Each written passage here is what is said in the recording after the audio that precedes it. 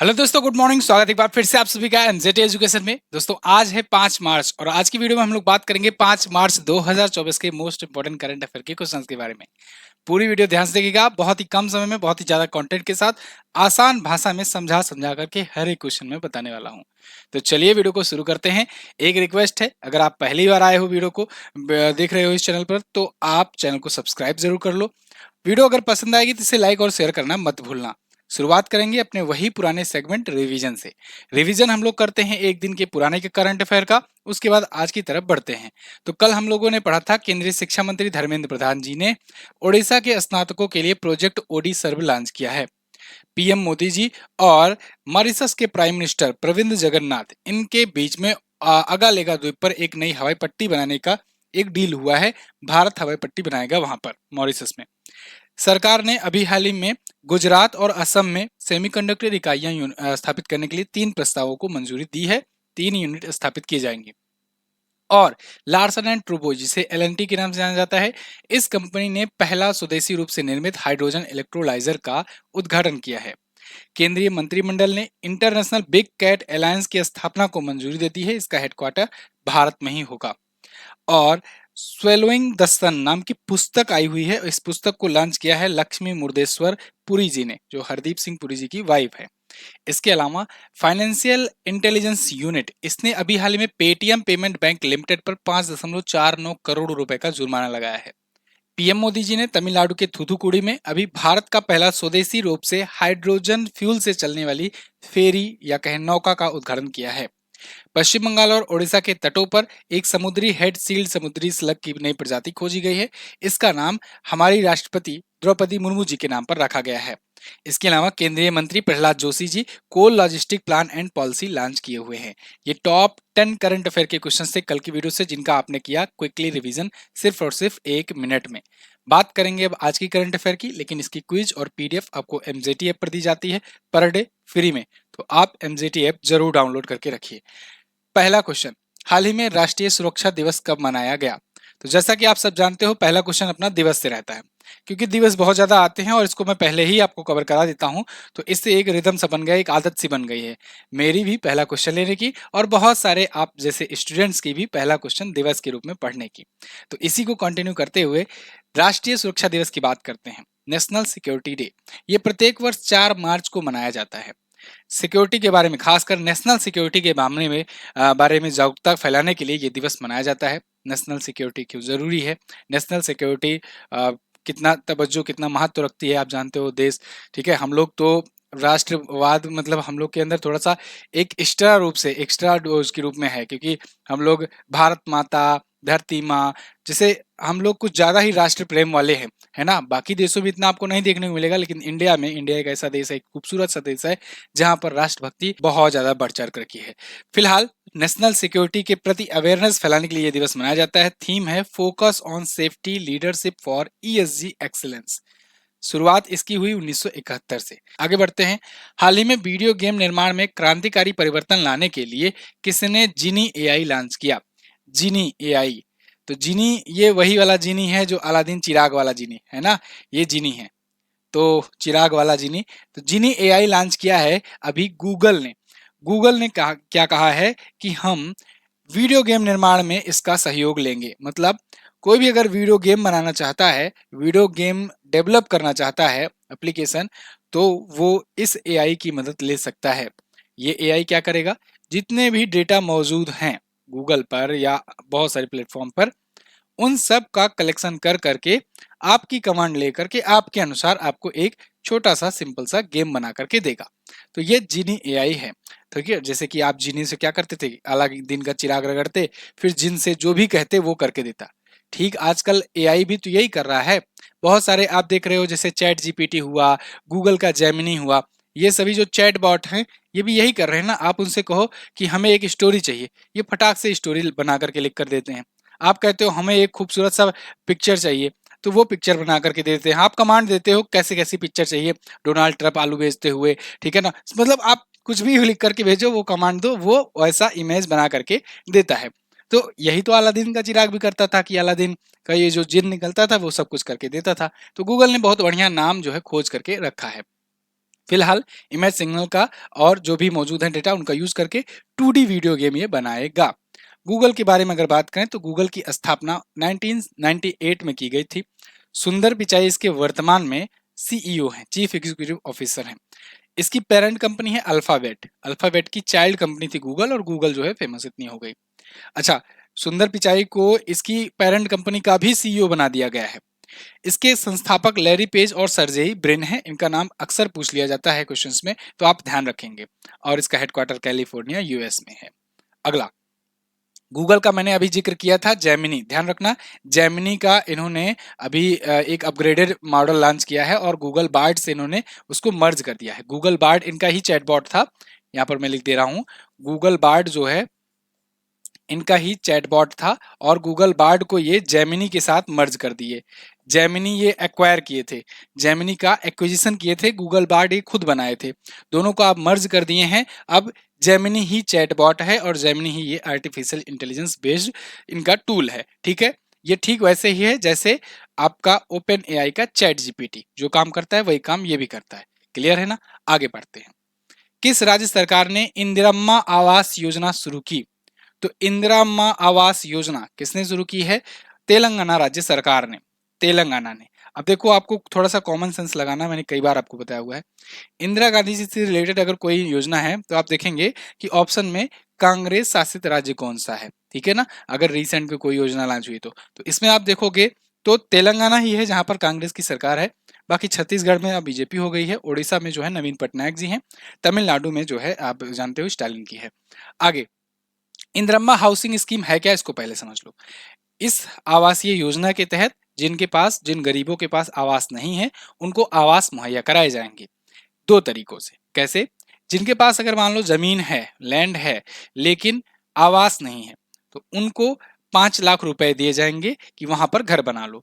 और जिनके पास मान लो लैंड भी नहीं है, जमीन भी नहीं है और आवास भी नहीं है, तो उनको जमीन भी मुहैया कराई जाएगी, यानी आवासीय भूखंड भी उपलब्ध कराया जाएगा। तो आवासीय भूखंड और 5 लाख रुपए दिए जाएंगे। कुल मिलाकर के हर एक गरीब को, इनका लक्ष्य है कि हर एक गरीब को पक्का मकान उपलब्ध कराया जाए। तो 3500 घर देने का एक अस्थायी निर्णय अभी लिया गया है। ये अस्थायी का मतलब यही है कि ये चेंजेबल है। ठीक है, तो तेलंगाना की है। तेलंगाना पिछले दिनों में क्यों क्यों चर्चे में रहा था, इसको हम लोग देख लेते हैं। अच्छा, यहाँ पर मैंने थोड़ा सा प्रयोग किया हुआ है कि बहुत सारे लोग आप में से कमेंट करते हैं रोज ना कि ब्लैक पीपीटी वाला ज्यादा दिखता है, या कहते हैं कुछ लोग ब्लैक पीपीटी वाला कम दिखता है, व्हाइट वाला ज्यादा दिखता है। इसीलिए मैंने थोड़ा सा प्रयोग किया हुआ है। आप मुझे कमेंट करके बताओ ब्लैक पर ज्यादा अच्छा लग रहा है या व्हाइट पर। और एक और जो आप लोग का फीडबैक आ रहा है, देखो मैं आपको हर एक कमेंट को पढ़ता हूँ, आप लोग जो भी सजेशन देते हो, चीजों को तुरंत आप चाहते हो लागू हो जाए, लेकिन उतना आसान इधर होता नहीं है। बहुत सारी चीजें होती हैं जिनको देखना पड़ता है कि ओवरऑल उसका इम्पैक्ट क्या पड़ेगा। तो आप सबका फीडबैक मैं देख रहा हूँ, जो भी कमेंट कर रहे हो जिस जिस चीज को लेकर के, उस पर हम लोग काम कर रहे हैं। आगे आने वाले दिनों में कोई ना कोई उसका तरीका निकाला जाएगा। हो सकता है पूरा पूरा वही अप्लाई किया जाए, हो सकता है उसका कोई और तरीका निकाला जाए, है ना? अभी आपको वीडियो में आगे समझ में और आ जाएगा अच्छे से मैं किसकी बात कर रहा हूँ। फिलहाल यहाँ तेलंगाना की बात करते हैं। समक्का सरलम्मा जतारा उत्सव, अभी हाल ही में ये उत्सव जो है ये आयोजित किया गया, और मैंने अब आपको बताया है कुंभ मेले के बाद ये सेकंड लार्जेस्ट है, सेकंड लार्जेस्ट फेस्टिवल माना जाता है कुंभ मेला के बाद। इसी को मेदाराम जतारा कहते हैं, मेदाराम में आयोजित होता है। महोत्सव और मेले की वीडियो अभी दी गई है, उसको जरूर देखना। तडोबा कवल संरक्षण रिजर्व को मंजूरी मिली है। गृह ज्योति योजना, इन्होंने 5 गारंटी दी थी।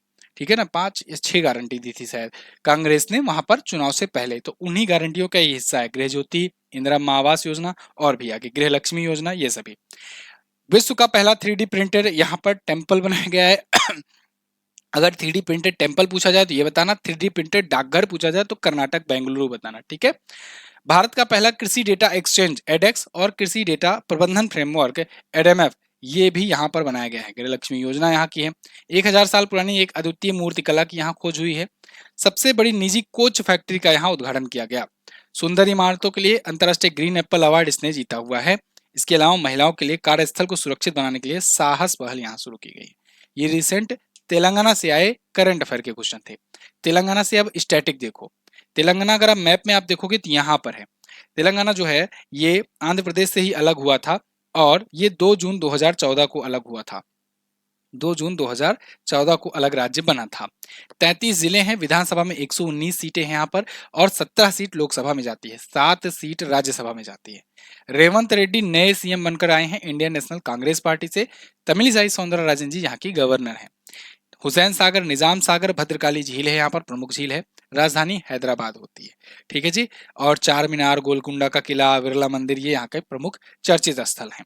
अगला, किस केंद्रीय मंत्री ने हज सुविधा ऐप लॉन्च किया? तो दोस्तों, हज सुविधा ऐप जो है ये लॉन्च किया है अभी हाल ही में स्मृति जुबेर ईरानी जी ने। ये कौन सी केंद्रीय मंत्रालय की मंत्री हैं? ये अल्पसंख्यक मंत्रालयों की मंत्री हैं। साथ ही साथ महिला एवं बाल विकास तो हैं ही, लेकिन यहाँ पर अल्पसंख्यक मामलों की मंत्रालय की मंत्री के होने के एवज में, होने के नाते इन्होंने हज सुविधा ऐप लॉन्च किया। क्यों? क्योंकि हज सुविधा ऐप जो है ये मुसलमान कम्युनिटी, मुस्लिम कम्युनिटी के लिए लॉन्च किया गया है, क्योंकि उन लोग को हज जाना होता है। तो हज सुविधा ऐप जो होगा, इसका यूज होगा उन हज यात्रियों के लिए, सुविधा के लिए। मतलब अगर उनको कोई गाइड के साथ ही साथ इन्होंने एक गाइड भी लॉन्च की हुई है, उनको अगर कोई गाइड चाहिए कि कैसे जाना है, कोई हेल्प चाहिए, हज सुविधा ऐप वो सारी हेल्प प्रोवाइड करेगा। रास्ते में उनकी, अगर उनको कोई स्वास्थ्य दिक्कत आती है या कोई और गाइडेंस की जरूरत आती है, तो ये सब मदद करेगा। हज गाइड जो होगा ये भी 8 भाषाओं में उपलब्ध, 10 भाषाओं में उपलब्ध, सॉरी 10 भाषाओं में है। मतलब कि इंडिया भर के तमाम प्रकार के जो यात्री होंगे, हज यात्री, उनको समय समय पर गाइडेंस भी मिलेगी। और हज सुविधा ऐप जो है ये हर एक जगह पर, कदम कदम पर मदद करेगा। तो हज सुविधा ऐप स्मृति जुबेर ईरानी जी ने लॉन्च किया। ऐसे ही बहुत सारे ऐप पिछले दिनों में लॉन्च हुए हैं, इनको हम लोग रिकॉल करेंगे। जैसे जैसे आप देखोगे तो अभी ग्रो पोर्टल लॉन्च किया गया नीति आयोग के द्वारा। स्वाति पोर्टल भारत सरकार ने लॉन्च किया। ट्रैक चाइल्ड एंड घर पोर्टल ये महिला एवं बाल विकास मंत्रालय के द्वारा लॉन्च किया गया। अनुवादिनी ऐप केंद्र सरकार ने लॉन्च किया। ये एआई टूल है, आर्टिफिशियल इंटेलिजेंस बेस्ड। नवोन्नम दत्त जेपी नड्डा ने आवाम से आवाम के लिए पोर्टल जम्मू कश्मीर पुलिस ने लॉन्च किया। पाट मित्रों ऐप भारत जूट निगम ने लॉन्च किया। और ग्राम मंच जीआईएस ऐप पंचायती राज मंत्रालय ने लॉन्च किया।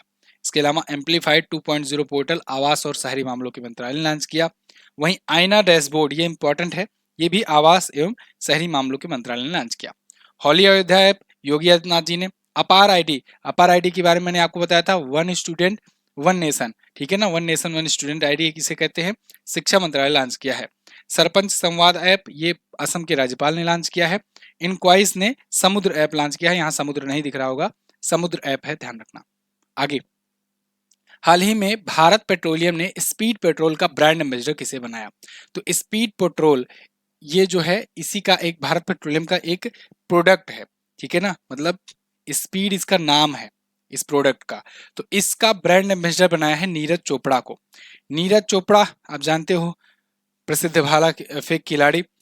तो भारत पेट्रोलियम जो कि एक महारत्न कंपनी है, इसने अपना एक प्रोडक्ट निकाला हुआ है स्पीड पेट्रोल। तो स्पीड जो पेट्रोल है उसी का प्रमोशन कराने के लिए इनको ब्रांड एम्बेसडर इसने बना रखा है, ठीक है ना। अब नीरज चोपड़ा के बारे में ही आपको सब कुछ जानना है, इसीलिए ये क्वेश्चन लिया गया है कि नीरज चोपड़ा से रिलेटेड आपको उपलब्धियां पता होनी चाहिए। नीरज चोपड़ा से पर्सनल इंफॉर्मेशन भी पूछी जा सकती है, तो ये भी पता होना चाहिए। नीरज चोपड़ा दोस्तों ये जन्मे थे हरियाणा में, हरियाणा के खिलाड़ी हैं। इसके अलावा इंडियन आर्मी में ये सूबेदार पोस्ट पे वर्तमान में है। यूनिट अगर बात करें तो 4 राजपूताना राइफल से है। अवार्ड में इनको परम विशिष्ट सेवा मेडल और विशिष्ट सेवा मेडल मिल चुका है।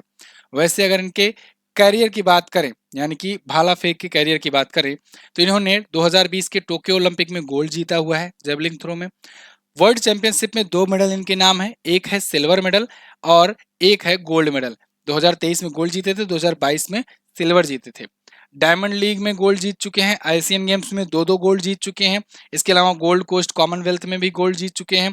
इसके अलावा भुवनेश्वर में एशियन चैंपियनशिप हुआ था, उसमें गोल्ड चुके हैं, वगैरह वगैरह, ठीक है। तो ये इनका प्रमुख कैरियर है। ये पिछले दिनों में कुछ ब्रांड एम्बेसडर्स के नाम है जो प्रोडक्ट के उनके ब्रांड एम्बेसडर बनाए गए हैं। इनमें से आपको सब नहीं ध्यान रखना है, कुछ मैं जहां स्टार लगा दे रहा हूं केवल उन्हीं को ध्यान में रखना है। जैसे जैसे मैं अभी आपको बताऊं, पश्चिम बंगाल, ये पश्चिम बंगाल और त्रिपुरा दोनों के ही ब्रांड एम्बेसडर कौन है? दोनों के ही ब्रांड एम्बेसडर हैं सौरभ गांगुली, ठीक है ना। इनका नाम याद रखना, ये सबसे इंपॉर्टेंट है। इसके अलावा तो आपको नहीं दिख रहा है कोई, ऐसा कुछ खास नहीं है, तो बहुत ज्यादा आपको लोड नहीं लेना है। एसबीआई वाला ध्यान रखना, अमेजोनी, ठीक है जी। चलिए, तो बहुत ज़्यादा ब्रांड एम्बेसडर क्वेश्चन अब लेना बंद कर दिए हैं, लेकिन कुछ-कुछ होता है जो इम्पोर्टेंट है, तो इसीलिए वो ले लिया जाता है। अगला, कहाँ के रूपा ताराकासी को जीआई टैग दिया गया? तो रूपा ताराकासी दोस्तों ये प्रोडक्ट है ओडिशा का। ओडिशा के कटक में ये रूपा ताराकासी का उत्पादन होता है और इसको अभी जीआई टैग मिला हुआ है। यहाँ पर आप द हिंदू का आर्टिकल देख पाओगे, Cuttack Rupa Tarakasi and Banglar muslin get GI tag. Banglar muslin भी है, इसको भी जीआई टैग मिला है, और ये रूपा ताराकासी है, इसको जीआई टैग मिला है। ये अभी इमेज में है तो आपको लग रहा होगा बड़ी जहाज है, लेकिन यही ये एक ताराकासी, एक नक्काशी है कह लो एक प्रकार से। तो ये सिल्वर की बनाई जाती है, इसीलिए इसे सिल्वर फिलिग्री कहते हैं, ठीक है ना, रूपा ताराकासी को। तो ये माना जाता है कि इसका काम जो है 500 साल पहले उड़ीसा में आया था, और ये फारस से आया था, फारस से इंडोनेशिया होते हुए ये कला जो है भारत में आई थी। बांग्लार मलमल की बात करें तो ये एक कपड़ा होता है कि हाथ से बुना हुआ, हथकरघा, हस्तनिर्मित ये बुना जाता है, और बेहतरीन मलमल कपास की ये बनाई जाती है। तो ये दो प्रोडक्ट हैं, बांग्लार मलमल और रूपा ताराकासी, दोनों को मिला है जीआई टैग। जीआई टैग किसके द्वारा दिया गया? चेन्नई में स्थित भौगोलिक संकेत रजिस्ट्री के द्वारा दिया गया, ठीक है, ये भी इंपॉर्टेंट है किसके द्वारा दिया जाता है।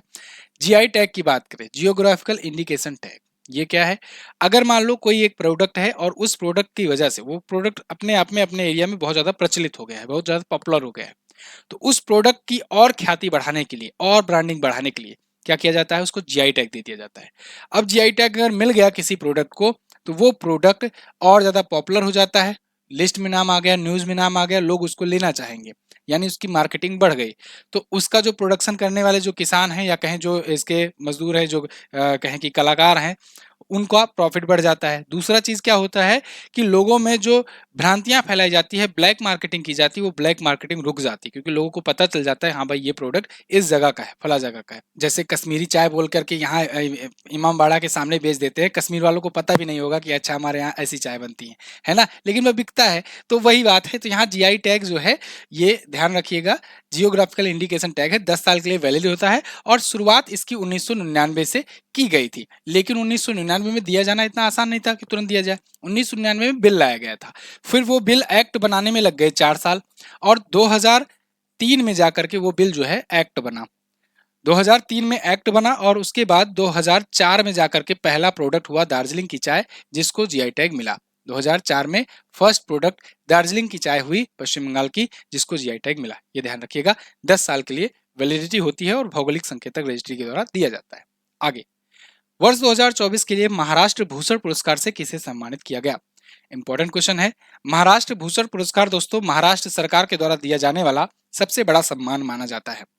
और अभी कुछ दिन पहले मैंने महाराष्ट्र भूषण पुरस्कार 2023 के बारे में बताया था। अभी देखो उन्होंने महाराष्ट्र भूषण पुरस्कार 2024 वाला भी अनाउंस कर दिया है। तो 2024 के लिए दिया गया अभी हाल ही में डॉक्टर प्रदीप महाजन को, और अशोक सराफ जी को दिया गया था 2023 के लिए, ठीक है ना। ध्यान रखिएगा, बहुत ही इंपॉर्टेंट है। 2023 के लिए ये एक अभिनेता है और डॉक्टर प्रदीप महाजन एक डॉक्टर हैं, दोनों में जमीन आसमान का फर्क है। तो यहाँ पर इनको दिया गया महाराष्ट्र भूषण, महाराष्ट्र सरकार द्वारा दिया जाता है, सबसे बड़ा सम्मान मैंने बताया आपको। तो 2023 वाला 2024 वाला याद रखना। अच्छा, फिलहाल इनकी अगर बात करें तो ये स्टेम स्टेम आरएक्स हॉस्पिटल के और रिसर्च सेंटर के ये फाउंडर एंड एमडी हैं, ठीक है। ये डॉक्टर साहब पुनर्योजी चिकित्सा यानी रीजनरेटिव मेडिसिन के क्षेत्र में इनके योगदान के लिए इनको दिया गया है। कुछ और अवार्ड जो दिए गए हैं उनका रिवीजन करेंगे, रिवीजन भी बहुत जरूरी है। ये सभी वन लाइनर के रूप में अगर आप डेली का डेली रिवीजन करते रहोगे ना, दिमाग में बैठ सा जाएगा, और जब दिमाग में बैठ जाएगा तो जैसे ही ऑप्शन आपके सामने दिखेगा तुरंत सही ऑप्शन पे आपका नजर जाएगा, ठीक है। तो 2024 का अभी रोमन रोलैंड पुस्तक पुरस्कार मैंने बताया था पंकज कुमार चटर्जी को मिला है। नाइटहुड की उपाधि मिली है सुनील मित्तल को, सुनील भारती मित्तल एयरटेल के फाउंडर। फ्रांस के सर्वोच्च नागरिक सम्मान से अभी शशि थरूर जी को सम्मानित किया गया है, कांग्रेस के वरिष्ठ लीडर। इनकी पुस्तकें ध्यान रखना बहुत इंपॉर्टेंट है, हर बार मैं आपको बताता हूं, अंबेडकर ए life, N era of darkness, ये दो तो बहुत ब्लॉकबस्टर है, पूछी जाएंगी। केपीपी नामयार पुरस्कार एस सोमनाथ जी को, इसरो के चेयरपर्सन हैं। नेल्सन मंडेला पुरस्कार नीमहंस एक संस्था है उसको दिया गया। लक्ष्मी नारायण अंतर्राष्ट्रीय पुरस्कार प्यारेलाल शर्मा को। और भारत रत्न मोस्ट इंपॉर्टेंट, भारत रत्न इस बार 5 व्यक्तियों को पहली बार दिया गया, जिनमें से 4 को मरणोपरांत और 1 को जीवंतोपरांत दिया गया है। पीवी नरसिम्हा राव जी चौधरी चरण सिंह जी और MS स्वामीनाथन जी और कर्पूरी ठाकुर, इनको चारों को मरणोपरांत दिया गया है। और लाल कृष्ण आडवाणी जी जो हैं ये जीवित हैं, इनको सम्मानित किया जा रहा है। रंजन गोगोई असम वैभव रत्न पुरस्कार पाए हैं। प्रोफेसर इंडियन क्रूज, इनको order of the British Empire से सम्मानित किया जा रहा है। वसंत लक्ष्मी नरसिम्हाचारी को नृत्य कलानिधि पुरस्कार, ये भी पूछा जा सकता है आपसे। और अली अबू अवाद और डेनियल बोरेन बोइम को इंदिरा गांधी शांति पुरस्कार से सम्मानित किया गया है। ठीक है जी, आगे। हाल ही में मैक्सिकन ओपन खिताब 2024 किसने जीता? तो मैक्सिकन ओपन खिताब 2024 जो है ये टेनिस का टूर्नामेंट होता है और इसको जीत लिया है अभी हाल ही में एलेक्स डी मिनोर ने। एलेक्स डी मिनोर यहाँ पर दिख रहे हैं, टेनिस का ये खिताब जीत लिए हैं। इनका ये आठवां एटीपी खिताब है। एटीपी यानी कि एसोसिएशन ऑफ टेनिस प्रोफेशनल्स। पुरुषों के लिए एसोसिएशन ऑफ टेनिस प्रोफेशनल्स होता है। अगर ये महिला होती तो ये WTA कहा जाता, विमेन्स टेनिस एसोसिएशन कहा जाता। ठीक है ना, महिला के लिए ये कहा जाता है और पुरुष के लिए ये कहा जाता है। आप अक्सर सुनते भी होंगे, ध्यान देना कभी तो समझ में आ जाएगा। अब एक जरूरी बात, ठीक है, जो आप लोग की डिमांड है, आप लोग कहते हो ये कर नहीं रहे हो, कर नहीं रहे हो, कर नहीं रहे हो। देखो बताओ, क्या इस तरीके से आपको चाहिए कि हर एक लाइन का इंग्लिश ट्रांसलेशन हो? ठीक है, अगर इस लाइन से चाहिए तो इसमें दिक्कत ये है कि जो एक्सप्लेनेशन वाला पेज है वो हमें 2 पेज में आपको देना पड़ेगा, क्योंकि सबसे ज्यादा एक्सप्लेनेशन मैं ही देता हूँ। जब सबसे ज्यादा एक्सप्लेनेशन देता हूँ तो एक पेज में अगर 2-2 लैंग्वेज में दूंगा आपको तो 2 पेज हो जाएगा, तो फिर 2 पेज हो जाएगा, पीपीटी लंबी हो जाएगी और पूरा साइज बढ़ जाएगा पेज का, और 150 से 200 में वैसे ही पहुंच रहा है, बहुत ज़्यादा लंबा हो जाएगा। फिलहाल आपकी जो राय होगी आप कमेंट करके बताइएगा। ये वाला भी फॉर्मेट अगर आप चाहोगे तो ये वाला भी आपको प्रोवाइड करना शुरू कर दूंगा। आप ही के लिए हम हैं भैया, आप ही के लिए सब समर्पित हैं, बस आपको शेयर करना है जो कि आप नहीं करते हो। ठीक है ना, ईमानदारी से कहना, करते नहीं हो ना, कर देना शेयर। चलो, कैस्पर रूड जो है नॉर्वे के हैं, ये उप विजेता रहे हैं। एलेक्स डी विनोर ने इन्हें हरा करके ये दूसरा अपना लगातार जीता है और 8वां टोटल एटीपी इनका हो गया है। ठीक है जी, चलिए, ये खुद ऑस्ट्रेलियाई टेनिस खिलाड़ी हैं। अगला, किस देश के पास अमेजन वर्षावन में दुनिया का सबसे लंबा सांप खोजा गया? देखो, दुनिया में सबसे लंबा सांप अभी खोजा गया है, एनाकोंडा की ही एक नई प्रजाति है। अमेजन के वर्षावन में ही दुनिया के सबसे लंबे सांप पाए जाते हैं, मतलब बहुत पुरानी पुरानी प्रजातियां पाई जाती हैं। अमेजन का वर्षावन बहुत बड़ा है, धरती का हर्ट कहा जाता है। तो हर्ट नहीं, फेफड़ा कहा जाता है शायद धरती का। ठीक है ना, तो दुनिया का सबसे लंबा सांप अभी इक्वाडोर के पास में अमेजन वर्षावन में पाया गया है। अमेजन वर्षावन कई देशों मतलब में शामिल है, उसके जो दक्षिण अमेरिका कॉन्टिनेंट है उसके कई देश इसमें शामिल हैं। तो ये है एनाकोंडा। सुबह सुबह है, मैं जान रहा हूँ, डरना मत, ठीक है ना, डरना मत, मैं सामने खड़ा हूँ। चलिए, new species of Amazon anaconda, world largest snake discovered. ये 20 फीट लंबा है, 200 किलोग्राम का वजनी है। इसका नाम उत्तरी हरा एनाकोंडा के नाम से वहां पर रीजनल लोग जाना जाता है, रीजनल लेवल पर। और यूनेक्टेस अकियामा इसको नया नाम दिया गया है। ये एक नई प्रजाति कही जा रही है, हालांकि ये भी कहा जा रहा है साथ ही साथ में कि 10 मिलियन वर्ष पहले ये प्रजाति जो है अपने मूल धारा से अलग हो गई थी, है ना। देखो, पहले के टाइम पर क्या होता था, आज से मिलियंस ऑफ ईयर पहले बहुत बड़े बड़े जीव जंतु पाए जाते थे। आप देखते थे डायनासोर वगैरह, आप मूवीज वगैरह में भी देखे होंगे। लेकिन धीरे धीरे जो कहते हैं ना काल चक्र चलता जाता है, तो वो धीरे धीरे स्पीसीज की साइज भी छोटी होती गई और बहुत ज्यादा परिवर्तन हुआ। और यही एक इकोसिस्टम है, चीजें परिवर्तित होती रहती है, जिसे इवोल्यूशन कहते हैं, है ना। अगला, सुमन कुमारी को किस फोर्स की पहली महिला स्नाइपर चुना गया? सुमन कुमारी ये अभी हाल ही में BSF की बॉर्डर सिक्योरिटी फोर्स की पहली महिला स्नाइपर बन गई हैं। स्नाइपर क्या होती हैं? स्पाइनर लिखा हुआ है, चलिए ये स्नाइपर रहेगा, स्नाइपर, ठीक है ना। तो स्नाइपर क्या होता है, यहाँ भी गलत हो गया होगा, चलो। स्नाइपर क्या होता है, आप देखते होंगे फिल्मों वगैरह में, देखो बहुत सारी चीजें मिल जाती है फिल्मों से ही, सबसे बढ़िया एग्जांपल वही है। ऐसी लंबी सी बंदूक रहती है, जब बहुत लंबी दूरी तक का टारगेट करना होता है तो स्नाइपर्स का यूज करते हैं। ये कहीं छिप करके लगे होते हैं और टारगेट को बना करके निशाना मारते हैं। तो इनकी काफी लंबी रेंज की एम होता है और इनकी तैयारी भी उसी लेवल की कराई जाती है। विमेन में BSF में पहली ये महिला है, ठीक है ना। इन्होंने अभी स्पेशल तौर से इंदौर में जाकर central school of weapons and tactics में जाकर ट्रेनिंग ली हुई है और उसके बाद अपनी ही स्वेच्छा से इन्होंने ट्रेनिंग ली है और अब ये पहली महिला बन गई है, ठीक है ना। चलिए, BSF जो है बॉर्डर सिक्योरिटी फोर्सेस, ये अपनी सीएपीएफ का ही एक हिस्सा है। सीएपीएफ आप जानते हो, central armed police forces. Central armed police forces की खास बात यह है कि ये गृह मंत्रालय के तहत आती है, गृह मंत्रालय के तहत आती है और ये अर्धसैनिक बल है। पहली महिला आई है तो पहली महिला से रिवीजन पॉइंट आप देख लीजिए। अभी मरियम नवाज पाकिस्तान के पंजाब प्रांत की पहली महिला मुख्यमंत्री बनी है। प्रोफेसर अदिति सिंह सेन डे को जीडी बिरला पुरस्कार मिला है, ये पहली महिला वैज्ञानिक बन गई हैं। न्यायमूर्ति रितु बाहरी ये उत्तराखंड की पहली महिला मुख्य न्यायाधीश बन गई हैं। प्रीति रजक ये भारतीय सेना की पहली महिला सूबेदार बनी है। आलिया भट्ट सऊदी अरब का जॉय अवार्ड ये सम्मानित की गई हैं और ये सम्मानित होने वाली पहली भारतीय महिला बनी है। दिव्य कीर्ति सिंह घुड़सवारी में अर्जुन अवार्ड पाने वाली पहली भारतीय महिला बनी है। दीपा भंडारे सर्वश्रेष्ठ पर्यावरण अधिकारी का पुरस्कार जीतने वाली पहली महिला बनी है। नीना सिंह सीआईएसएफ प्रमुख बनने वाली पहली महिला बनी और डॉक्टर सवीरा प्रकाश पाकिस्तान में चुनाव लड़ने वाली पहली हिंदू महिला बनी है। ठीक है, ये पहली महिला से रिलेटेड रिवीजन पॉइंट था। चलिए, वीडियो कैसी लगी है कमेंट करके जरूर बता देना। इसकी पीडीएफ टेलीग्राम पर मिलेगी और हमारे एप्लीकेशन पर तो मिलेगी ही। व्हाट्सएप चैनल पर आपको वन लाइनर भेजा जाता है, व्हाट्सएप चैनल का भी लिंक मैं दे दूंगा, आप वहां से ज्वाइन हो सकते हो। इस पर भी सबसे पहले नोटिफिकेशन आपको बताए जाते हैं जो भी कुछ भी आना होता है तो आप व्हाट्सएप चैनल ज्वाइन करके रखो।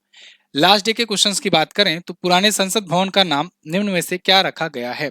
ये क्वेश्चन था कल, तो इसका नाम संविधान सदन कर दिया गया है। और मैंने कल पूछा था दुनिया की सबसे बड़ी स्वास्थ्य बीमा योजना पीएमजेएवाई का प्रारंभ किस वर्ष किया गया था? तो ये 2018 में 23 सितंबर के दिन किया गया था। आज आपको क्या बताना है? भारतीय प्राणी सर्वेक्षण जियोलॉजिकल सर्वे ऑफ इंडिया, इसकी स्थापना कब की गई थी? अंतरराष्ट्रीय सौर संगठन इंटरनेशनल सोलर अलायंस, इसका हेडक्वार्टर कहां पर है? दोनों क्वेश्चन अच्छे क्वेश्चन है, इजी क्वेश्चन है, अगर आप करना चाहोगे आंसर जरूर कर पाओगे, करना जरूर। तो बस इतना ही रखते हैं वीडियो में। यहाँ पर ये वीडियो दिख करके आ रही है, इसको भी क्लिक करके जाकर देख लो अगर नहीं देखे हो तो। इंपॉर्टेंट वीडियो है। मैं मिलूंगा अगली वीडियो में, तब तक के लिए नमस्कार, जय हिंद, वंदे मातरम।